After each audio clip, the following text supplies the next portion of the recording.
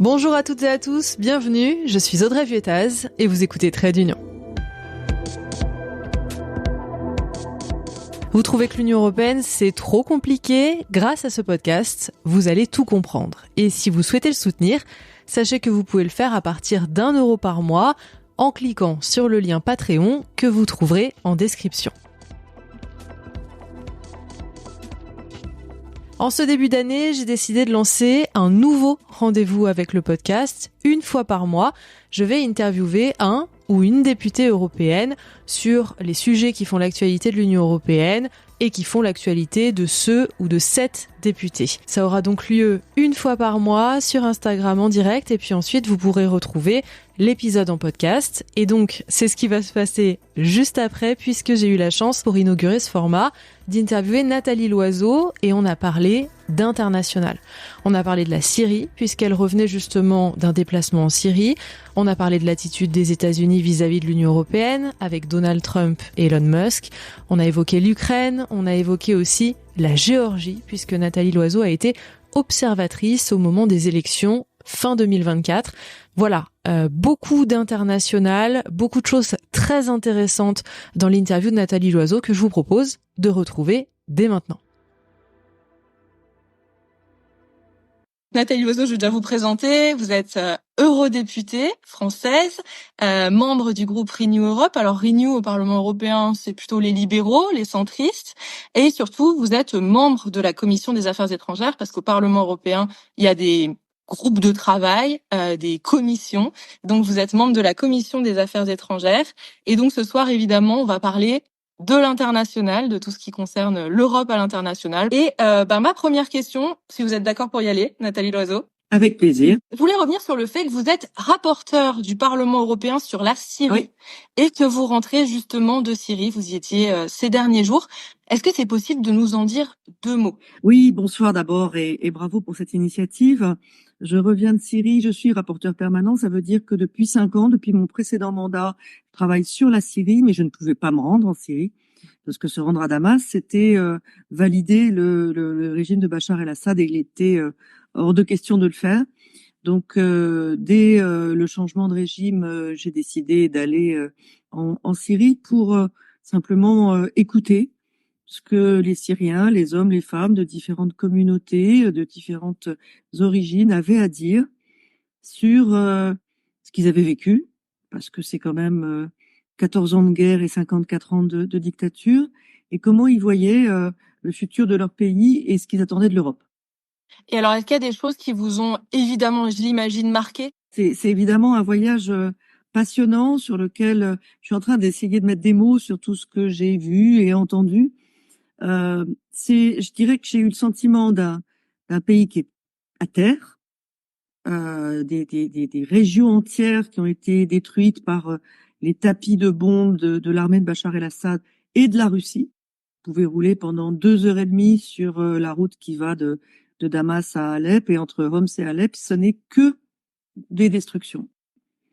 Et en même temps, c'est un peuple qui, lui, est debout, qui a la fierté de s'être libéré lui-même et qui a un peu le vertige de cette liberté qui vient d'arriver. Après 54 ans où on ne pouvait rien dire, aujourd'hui on peut parler et on sent que les Syriennes et les Syriens sont intimidés mais ont envie de parler et quand ils osent prendre la parole, alors ça ne s'arrête plus. Donc ça devait être vraiment un déplacement assez poignant. Petite question toute bête, mais que peut faire l'Union européenne justement vis-à-vis de la Syrie? Là, c'est le peuple qui s'est libéré de lui-même. Est-ce que, est-ce que les échanges ont déjà commencé à reprendre? Que peut faire l'Union européenne? Alors, nous avons d'abord intérêt, nous Européens, à la stabilité de la Syrie. Au moment où nous parlons, nous avons commémoré les tristes anniversaires de l'attentat de Charlie Hebdo, de l'attentat d'Hypercacher. Nous nous souvenons que le terrorisme islamiste a notamment pour origine la Syrie. Nous devons pouvoir continuer à lutter contre Daesh, même si Daesh est très affaibli. Mais on sait qu'il y a une coalition internationale qui, au nord-est de la Syrie, avec l'aide des Kurdes, continue à poursuivre ce qui reste de Daesh. Il faut continuer à le faire. Nous avons des millions de réfugiés qui ont quitté la Syrie, dont plus d'1 million en Europe. Nous les avons accueillis. Nous nous en sommes occupés, y compris quand ils sont en Turquie ou au Liban ou en Jordanie ou en Irak. Il faut qu'un jour, ces réfugiés puissent rentrer dans leur pays. Je dis un jour parce que quand je parle de régions entières détruites, même les grandes villes, même Damas, même Alep, il y a 2 heures d'électricité par jour. Il n'y a pas de l'eau tout le temps. Il n'y a pas de chauffage du tout. Donc dire aux gens, écoutez, votre pays s'est libéré, rentrez, c'est ne pas connaître la Syrie. Mais il faut accompagner cette stabilisation, il faut accompagner cette reconstruction. Nous appliquons des sanctions à la Syrie. Alors c'est des sanctions qui étaient destinées, dirigées contre le régime de Bachar el-Assad. Il faut réfléchir à lever ces sanctions qui ont, malgré tout ce qu'on a essayé de faire, malgré l'aide humanitaire qu'on a apportée, même pendant toutes ces années, qui ont un impact sur la population. Mais est-ce qu'il faut faire un chèque en blanc à des nouvelles autorités qui ont quand même un passé? Je crois qu'il faut avoir une vraie discussion franche, ouverte, avec des autorités qui ont pris en charge l'avenir de la Syrie, alors que jusqu'à maintenant, elles avaient seulement en charge Idlib et sa région, et leur dire ce qu'attendent des Syriens, donner la parole à la société civile syrienne, qui veut la paix, qui veut la stabilité, mais qui veut aussi l'inclusivité, qui veut qu'il y ait des citoyens syriens et pas des communautés dressées les unes contre les autres, qui veulent une place pour les femmes. Moi, j'ai été très frappée de ce que j'avais pas vraiment mesuré, c'est que la jeune génération, il y a 80% de femmes dans les jeunes, parce que beaucoup d'hommes sont morts pendant la guerre et beaucoup se sont exilés. Donc, 8 jeunes sur 10 sont des femmes. Et des femmes qui veulent être entendues, quelle que soit leur confession, quelle que soit leur origine, quelle que soit leur communauté. Ces notions de communauté se sont un peu affaiblies avec les déplacements. Il y a 7 millions de déplacés à l'intérieur de la Syrie. Et ces femmes toutes m'ont dit, écoutez, on a porté nos familles pendant 14 ans de guerre. Maintenant, c'est pas forcément des hommes qui vont nous dire ce qu'on va faire. Ça répond à une question du chat qui demandait si vous aviez des inquiétudes et si vous craignez pas que ce soit pire comme futur régime. Bon, là, je pense que vous y avez répondu. Il faut être attentif, il faut veiller aux droits des femmes, il faut veiller aux intérêts de toutes les composantes de la société syrienne. Il y a beaucoup de points d'interrogation. La liberté, c'est un vertige. Et tous les Syriens que j'ai rencontrés m'ont dit, où allons-nous? Mais imaginez que ça puisse être pire que 1,5 million de morts, que ces prisons qui ont été ouvertes, imaginez que ça puisse être pire que ça. J'ai pas entendu un Syrien dire ça sera pire qu'avant. Merci déjà pour ce témoignage très fort. On va passer à un autre chapitre, un gros dossier, hein, pas des moindres. Les États-Unis. Ouais. Les États-Unis, parce que là, on a eu notamment des déclarations de Donald Trump qui n'a toujours pas prêté serment. Il prêtera serment le 20 janvier prochain pour revenir au pouvoir, mais qui a déjà fait des déclarations assez chocs, des velléités d'expansion, notamment au Groenland, par la force. Si besoin, est-ce qu'il faut le croire? Écoutez, Donald Trump fait partie de cette nouvelle génération de dirigeants à travers le monde qui, en quelque sorte, n'ont pas de surmoi, n'ont pas de filtre. Et là où on aurait tort, c'est de prendre à la légère des déclarations qui paraissent invraisemblables. Mais je me souviens aussi de ceux qui, en janvier 2022, quand je revenais d'Ukraine et que j'avais écrit une tribune pour dire je ne vois pas ce qui arrêterait Vladimir Poutine d'envahir l'Ukraine, me traitaient d'oiseau de mauvaise augure en disant mais non, ça n'est pas rationnel, ça n'est pas l'intérêt de la Russie d'envahir l'Ukraine, donc il ne va pas le faire. Et puis février 2022, il y a des gens qui m'ont dit mais en fait vous aviez prévenu. J'étais pas plus intelligente qu'une autre. J'avais pas de boule de cristal. Et j'étais allée en Ukraine et j'avais lu aussi toutes les déclarations de Vladimir Poutine depuis 2021 qui montraient qu'il allait y aller. Mais nous, on pensait qu'on était plus intelligent, plus rationnel et que le monde était fait de gens rationnels, modérés, nuancés. C'est malheureusement pas ce que notre époque nous montre. Ouais, donc faut pas prendre à la légère. Donc, ne jamais prendre à la légère ce type de déclaration et d'abord marquer notre solidarité avec le Danemark. L'Union européenne, c'est un projet de solidarité de pays entre eux et de pas hésiter.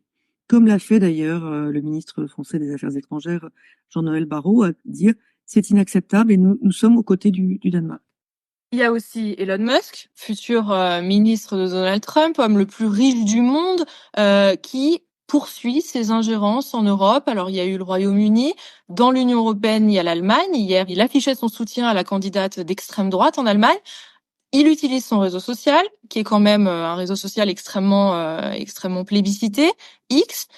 On le voit, hein, il met en place des algorithmes pour pousser son contenu. Pourquoi l'Union européenne ne fait rien? Alors, c'est une question que j'ai posée moi-même à Ursula von der Leyen dans une lettre que je lui ai envoyée, en lui disant que l'Union européenne avait choisi de réglementer les grandes plateformes du numérique, parce qu'en fait, il s'agit d'une privatisation de l'espace public de discussion.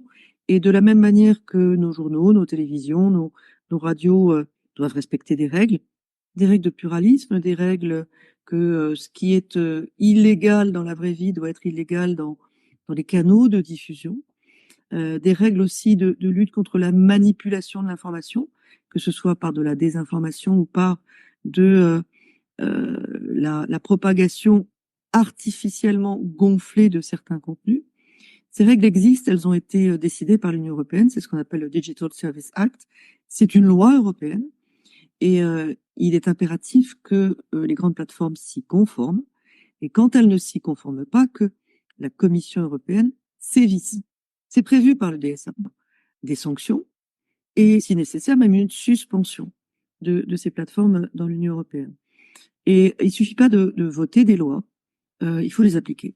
Et j'attends d'Ursula von der Leyen qu'elle se remette de sa pneumonie. Je lui souhaite un prompt rétablissement. Elle a des commissaires. Il y a un commissaire au numérique. Il y a une commissaire au numérique. Il y a une vice-présidente de la commission, Mme Virkkunen, qui a la charge de la mise en œuvre du DSA et que je n'ai pas entendu une seule fois s'exprimer sur la question, ce que je trouve préoccupant. Une ingérence est une ingérence. Qu'elle vienne de Vladimir Poutine, qu'elle vienne des frères musulmans en Turquie ou au Qatar, qu'elle vienne de la Chine via TikTok ou qu'elle vienne des États-Unis via Elon Musk, c'est une ingérence, c'est inacceptable. La question se pose de se demander, est-ce que finalement on ne ménage pas les États-Unis parce qu'on craint une guerre commerciale, parce que Donald Trump l'a dit pendant sa campagne qu'il allait pas être tendre avec l'Union européenne, loin de là, qu'il pouvait augmenter les droits de douane, qu'il allait le faire. Est-ce qu'on le ménage en fait? Il est possible que ce fasse partie des réflexions de certains. Moi, je suis convaincue d'une chose, c'est que Donald Trump, comme beaucoup de ses nouveaux leaders, ne connaissent que le rapport de force et ne sont forts que de nos faiblesses. S'il découvre en face de lui une Union européenne unie et déterminée, il apprendra peut-être à ses dépens que une guerre commerciale ne fait que des perdants, que s'il impose des tarifs douaniers aux produits européens, il va importer de l'inflation aux États-Unis et qui fera des mécontents parmi ses électeurs. Il faut savoir que le système américain sont des présidents qui sont élus tous les 4 ans, mais c'est un parlement qui est remis devant les électeurs tous les 2 ans. Donc en quelque sorte, la campagne pour les élections de mi-mandat commence tout de suite aux États-Unis. Et ça, il ne l'entendra, il ne pourra négocier et comprendre nos intérêts que si on montre notre force et notre détermination. Certainement pas si on essaye de ne rien dire pour ne pas le contrarier. Et alors du coup, juste une petite question, parce qu'après le temps file et j'aimerais bien aborder d'autres sujets. Le fait qu'il ait des soutiens parmi les leaders européens, Giorgia Meloni, Viktor Orban, est-ce que justement ça enfonce pas un coin? Est-ce qu'on est si unique que ça face à lui? Alors sur des questions comme le DSA et sa mise en œuvre, c'est le rôle de la Commission et il n'y a pas besoin d'unanimité des États membres. Viktor Orban, c'est l'empêcheur de tourner en rond sur les sanctions vis-à-vis de la Russie, sur l'aide vis-à-vis de l'Ukraine. Qui peut mettre son veto. Et là, c'est un véritable cheval de Troie de la Russie en Europe. Mais sur une question comme mettre en œuvre un règlement qu'on a décidé ensemble, il n'y a pas de sujet au sens où c'est la responsabilité de la Commission, j'allais même dire que c'est la crédibilité de l'Union européenne de faire ce qu'elle a dit. J'aborde assez rapidement l'Ukraine, mais je sais que c'est un sujet qui vous tient à cœur. Justement, pour reparler de Donald Trump, il a d'abord dit qu'il réglerait la guerre en 24 heures. Là, il commence à dire que ça durera plusieurs mois. Si il venait à abandonner l'Ukraine, est-ce qu'on a les moyens, avec l'Union européenne, de soutenir l'Ukraine? On a les moyens de soutenir l'Ukraine sans toucher à la poche du contribuable. Parce que je comprends parfaitement, je suis une élue moi-même, et j'ai pas envie de me retourner vers mes électeurs en leur disant, vous savez, entre la santé, l'éducation et l'aide à l'Ukraine, il va falloir faire un choix. On a 300 milliards d'avoirs publics russes dont on a pris la décision depuis quasiment le début de la guerre d'invasion russe en Ukraine de les geler. Ils sont pour l'essentiel en Europe, ils sont aussi aux États-Unis, ils sont aussi au Japon, ils sont aussi au Royaume-Uni. Ces avoirs russes, on les a gelés, donc on a donné un signal à la Russie que on pouvait avoir une autre utilisation de ces avoirs. On a commencé à utiliser les intérêts de ces avoirs, puisque les banques dans lesquelles ils étaient placés les avaient placés et ça générait des intérêts pour envoyer de l'aide militaire à l'Ukraine. Mais ces avoirs eux-mêmes, ils correspondent en partie aux dommages de guerre que la Russie devra à l'Ukraine à la fin de la guerre. Est-ce qu'on imagine que Vladimir Poutine va verser des dommages de guerre à l'Ukraine? J'ai du mal à le penser. Donc moi, je suis favorable et je suis loin d'être la seule. Et cette réflexion avance beaucoup aujourd'hui. Est-ce qu'on fasse un prêt à l'Ukraine de ces 300 milliards de dollars pour qu'elle puisse acheter ou produire les armes dont elle a besoin et que soit la Russie, d'un seul coup, change de comportement et décide de payer les dommages de guerre et l'Ukraine nous rembourse, soit la Russie dit il n'y aura pas de paiement des dommages de guerre et à ce moment-là, l'Ukraine est parfaitement en droit, sans risque juridique et sans risque financier pour nous, de saisir ses avoirs et de nous rembourser avec ses avoirs. Donc cet argent, il existe, sans toucher à la poche du contribuable européen. Et pourquoi est-ce qu'il faut donner plus d'armes à l'Ukraine? Pas pour prolonger une guerre qui fait beaucoup de morts, mais pour permettre à l'Ukraine de négocier en position de force. Aujourd'hui, elle n'est pas en position de force parce que nous n'avons pas cessé, y compris l'administration américaine de Joe Biden, de nous fixer des lignes rouges et des délais avant d'agir, sans fixer de vraies lignes rouges suffisantes à la Russie. Aujourd'hui, la Russie a fait venir des troupes nord-coréennes. C'est quand même une escalade considérable dans la guerre et nous n'avons même pas encore réagi à ça. Or, c'est notre sécurité à nous, Européens, qui est en jeu. Et peut-être une dernière question, il vous reste un peu de temps ou pas? Ouais. Je voulais évoquer la Géorgie, parce que l'année dernière, il y a eu énormément d'élections. Il y a eu notamment des élections législatives en Géorgie. Ouais. Vous y étiez. Vous avez assisté en tant qu'observatrice. Est-ce que c'est possible de nous raconter? Et puis là, j'ai vu que les négociations allaient cesser avec finalement un gouvernement qui est contesté. Est-ce que c'est possible de nous raconter ce que vous avez vu? Et puis ensuite, que peut faire l'Union européenne pour ce qui se passe en Géorgie? Géorgie qui est un pays candidat pour entrer dans l'Union européenne. La Géorgie est un pays candidat pour entrer dans l'Union européenne et pas par hasard. 80% des Géorgiens dans tous les sondages sont favorables à l'Union européenne.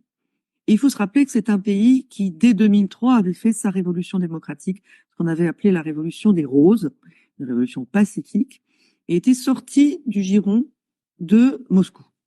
Ce pays, il a déjà payé cher en 2008 avec une guerre qui fait qu'aujourd'hui, 20% du territoire de la Géorgie est occupé par la Russie. Et en 2012, un parti, le Rêve géorgien, est venu au pouvoir de manière démocratique. Il y a eu une alternance démocratique en se disant pro-européen.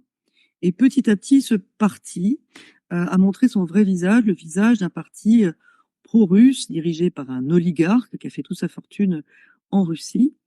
Et au bout de 12 ans de pouvoir, on pouvait imaginer qu'il y avait une usure du pouvoir pour ce parti. C'était même tout à fait évident en Géorgie. Puis quand je me suis rendue en Géorgie pour les élections et que je les ai observées, j'ai vu un festival de fraude de la part du parti au pouvoir. J'ai vu des bourrages d'urnes, j'ai vu des intimidations des électeurs, j'ai vu des achats de voix, j'ai vu des résultats dans certaines circonscriptions où le parti au pouvoir avait 120% des voix des électeurs inscrits. Donc ça vous donne une idée. Donc ces élections sont frauduleuses et le Parlement qui en est sorti n'a pas de sens. Et d'ailleurs, les partis d'opposition ont décidé de boycotter le Parlement. Le Rêve géorgien, à peine mal réélu, a dit que finalement la perspective européenne ne l'intéressait plus pendant au moins 4 ans, alors qu'il avait prétendu le contraire pendant la campagne. Et là, les Géorgiens sont descendus dans la rue depuis le 28 novembre. Ça fait, je crois, ce soir 44 soirs de suite que les Géorgiens, dans toutes les villes de Géorgie, même les plus petites, descendent et manifestent de manière pacifique. ce ne sont pas les partis politiques qui organisent ces manifestations. Donc on peut pas détourner le regard. Qu'est-ce qu'on peut faire? On devrait pouvoir à l'unanimité décider de sanctions très ciblées sur ceux qui ont fraudé aux élections et ceux qui aujourd'hui conduisent une répression féroce contre les manifestants. Il y a plus de 400 personnes qui ont été arrêtées et les 3/4 des personnes qui ont été arrêtées ont été violemment tabassées au moment de leur arrestation. Donc il y a des violations des droits de l'homme qui sont manifestes. Simplement, là encore, Viktor Orbán, on en parlait tout à l'heure, le revoilà, parce qu'il est pro-russe, s'est précipité pour féliciter le rêve géorgien, donc le parti au pouvoir, avant même la fin du décompte des voix, et s'oppose à des sanctions. Et vous savez que dans l'Union européenne, il faut l'unanimité des 27 États membres pour qu'il y ait des sanctions. Donc il n'y a pas de sanctions européennes, mais il y a déjà plusieurs pays européens qui ont pris des sanctions individuelles contre les responsables du parti au pouvoir. Moi, j'appelle de mes vœux le fait que les grands pays européens, la France, l'Allemagne, l'Espagne, la Pologne, en fassent autant, pour qu'il y ait une coalition, j'allais dire, de pays qui croient aux valeurs démocratiques et qui ne punissent pas le peuple géorgien qui n'y est vraiment pour rien, mais qui viennent à son écoute. Il faut les voir, les entendre. C'est pour ça que je suis retournée ensuite en Géorgie pour rencontrer l'opposition, pour rencontrer les ONG, pour rencontrer les médias indépendants qui sont persécutés et pour aller voir les manifestants, pour leur dire on vous voit, on vous entend et on est à vos côtés. Merci beaucoup, Nathalie Loiseau. J'ai vu que vous briguiez la tête d'une commission spéciale pour le bouclier de la démocratie européenne, c'est ça? On a parlé d'ingérence dans notre discussion, de celle de la Russie, de celle de la Chine et de celle d'Elon Musk. J'avais déjà travaillé dans le précédent mandat sur ces questions d'ingérence. J'étais coordinatrice de mon groupe politique dans la commission sur les ingérences. Quand Ursula von der Leyen a annoncé qu'elle voulait créer un bouclier démocratique européen pour protéger nos démocraties contre les ingérences, il y a de quoi faire. Il y a de quoi faire. Le Parlement a voté lors de la dernière plénière de l'an dernier, donc en décembre, la création d'une commission spéciale sur ce bouclier démocratique. Et ce n'est un secret pour personne que, effectivement, je suis candidate à la présidence de cette commission spéciale. Et ça, on le saura quand? D'ici fin janvier. D'ici fin janvier. Ok, c'est noté.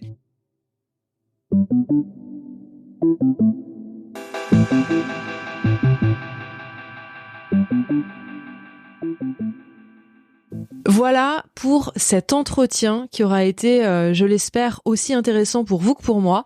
Donc du coup, comme je vous disais, ce rendez-vous aura lieu une fois par mois. N'hésitez pas à me dire sur les différents réseaux sociaux quel eurodéputé vous voulez que j'interviewe en février. Évidemment, je prendrai vos recommandations en considération.